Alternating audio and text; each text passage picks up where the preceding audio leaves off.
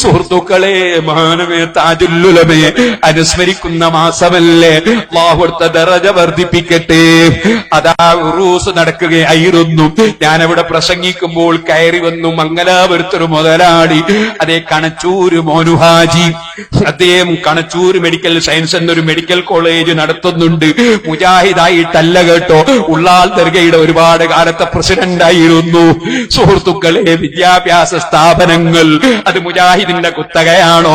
ഇരിക്കട്ടെ, പറഞ്ഞു വരുന്നത്, അദ്ദേഹം വന്ന് ശേഷം എന്റെ ശേഷം പ്രസംഗിക്കുമ്പോ പറഞ്ഞു, താജുല്ലുലമയുടെ കറാമത്ത് പറയാനുണ്ട് എനിക്കൊരുപാട്. എന്നിട്ട് അദ്ദേഹം പറയാണ്, മംഗലാപുരത്ത് വല്ലാത്ത തീപിടുത്തം, 22 ഫയർ സർവീസുകൾ വർക്ക് ചെയ്യുന്നു, തീക്കെടുന്നില്ല. അദ്ദേഹത്തിന്റെ കോടിക്കണക്കിന് രൂപയുടെ മരമുണ്ട്. അദ്ദേഹം താജുല്ലുലമയെ വിളിക്കുകയാണ്, തങ്ങളെ തീ ആളിപ്പടരുന്നു, കെടുന്നില്ല. താജുല്ലുലമ പറഞ്ഞു, മോനുഹാജി, നിങ്ങളുടെ മരം കത്തൂല, നിങ്ങളുടെ മരം കത്തൂല. പിന്നെയും തീ ആളിപ്പടരുകയാണ്, മുഴുവനും കത്തിപ്പോയി. പറഞ്ഞു, തങ്ങളെ തീയാളിപ്പടരുന്നു, ഒരു ശമനവുമില്ല, മോനുവിന്റെ മരം കത്തൂല. നേരം വെളുത്ത് പത്രം വന്ന് നോക്കുമ്പോ പത്രത്തിൽ കാണുന്നു, കണച്ചൂര് മോനുഹാജിയുടെ മരം കത്തിയിട്ടില്ല. ചെന്നു നോക്കി, അദ്ദേഹം പറയാണ്, ചെന്നു നോക്കുമ്പോ മരത്തിന്റെയൊക്കെ മേലെ കരിക്കട്ടകളുണ്ട്, പക്ഷേ മരം കത്തിയിട്ടില്ല. പരസ്യമായി ഉറൂസിന്റെ സ്റ്റേജിൽ അദ്ദേഹം പ്രസംഗിച്ചതാണ്. അദ്ദേഹം SSFന്റെ മെമ്പറല്ല, SYSന്റെ മെമ്പറല്ല, മുസ്ലിം ജമാഅത്തിൽ ഇവിടെ മെമ്പറല്ല. അദ്ദേഹം കർണാടകയിൽ ആരവീങ്ങളെയും സയ്യിദന്മാരെയും ആദരിച്ച ഒരു പണ്ഡിതനാണ്, ഒരു ബിസിനസ്സുകാരനാണ്, പണ്ഡിതനല്ല. ഓ സുഹൃത്തുക്കളെ, ഞാനിത് പറഞ്ഞത് എന്തിനാണെന്നറിയോ? അതാ, ഇന്ന മിൻ ഇബാദില്ലാഹി, അല്ലാഹുവിന്റെ അടിമകളിൽ ചിലരുണ്ട്, ലൗ ഖസമ അലല്ലാഹി, അല്ലാഹുവിന്റെ മേൽ ഉറപ്പിച്ചവരൊരു കാര്യം അങ്ങ് പറഞ്ഞാൽ ലഅബറഹു, അല്ലാഹ് അത് നടപ്പാക്കി കൊടുക്കും. ആ കൂട്ടത്തിൽപ്പെട്ട താജുൽ ഉലമാ, അവിടുന്ന് തന്ന ധൈര്യത്തിലാണ് ഞങ്ങളെ നീക്കം. അല്ലാഹുവേ, അവിടുത്തെ ദറജ നീ വർദ്ധിപ്പിക്കണേ അല്ലാഹ്. അതുപോലെ ഈ മാസത്തിൽ വിട പറഞ്ഞ നൂറുൽ ഉലമയും, അതുപോലെ നെല്ലിക്കുത്ത് ഉസ്താദും ദാരിമി ഉസ്താദും, അങ്ങനെ പലരെയും നേരത്തെ പറഞ്ഞില്ലേ? അല്ലാഹുവേ, അവരുടെ എല്ലാം ഖബറിൽ നീ ദറജ വർദ്ധിപ്പിക്കണേ അല്ലാഹ്. നൂറുൽ ഉലമ പ്രസംഗിക്കുന്നത് ഞാൻ കേട്ടു.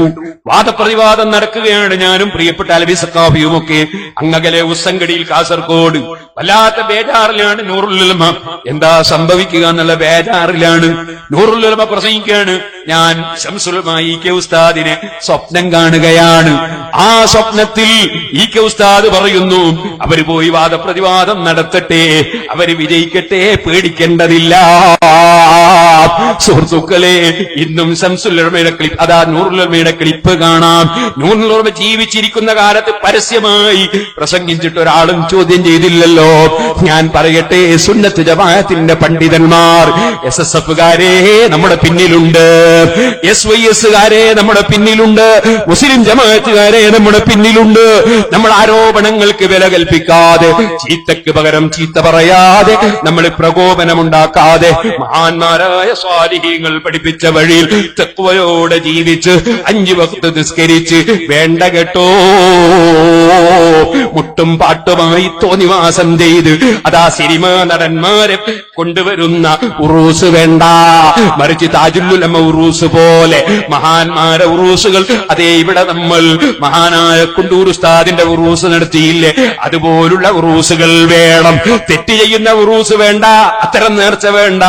മറിച്ച് അല്ലാഹുവിന്റെ റസൂൽ സ്വല്ലല്ലാഹു അലൈഹി വസല്ലം തങ്ങൾ പഠിപ്പിച്ച വിധത്തിലുള്ള സിയാറത്തുകളും ഉറൂസുകളും നേർച്ചകളും അതുപോലെ സൽക്കർമ്മങ്ങളുമായി നമ്മൾ ശക്തിയായി മുന്നേറണമെന്നും ഒരൽപ്പവും പതറിപ്പോകാതെ കൊടുക്കുന്നവനൊന്നേ ഉള്ളൂ, തടയുന്നവനൊന്നേ ഉള്ളൂ.